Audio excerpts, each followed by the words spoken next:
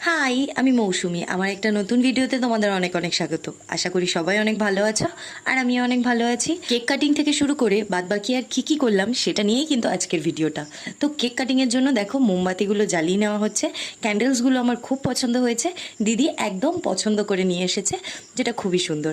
আসলে বলে না, একটা ভালো অনুষ্ঠানের পিছনে কিন্তু অনেকের হাত থাকে। একটা পরিষ্কার সুন্দর ভালো অনুষ্ঠান দেখতে যতটা সামনে থেকে সুন্দর লাগে, তার পেছনে কিন্তু অনেকের খাটনি থাকে। তেমনই পুরো রান্নার দিকটা আমার মা সামলিয়েছে, কেকের ডিপার্টমেন্টটা দিদি সামলিয়েছে, ভাই বাবান সবাই মিলে ডেকোরেশন সামলিয়েছে, বাজার সামলিয়েছে, সব কিছুই সবাই মিলে করেছে, যার কারণেই আজকের অনুষ্ঠানটা খুবই সুন্দরভাবে সম্পূর্ণ হলো। আর এই দেখো, সমস্ত আত্মীয় স্বজন পাড়া প্রতিবেশী সবাই বসে আছে। আমার খুব ভালো লেগেছে, সবাই আমার অনুষ্ঠানে অ্যাটেন্ড করেছে। আর আমার মেকআপের অবস্থা এখন দেখতেই পাচ্ছ, মানে এত পরিমাণ ঘামছিলাম আমি, যার কারণে মেকআপের অবস্থা আর খুবই খারাপ।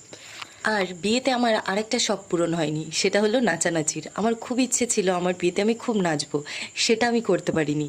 তো সেটা আমার প্রথম থেকেই মাথায় ছিল যে আমার অ্যানিভার্সারিতে আমি ফাটিয়ে নাচবো, আর সেটা কিন্তু আমি করেছি।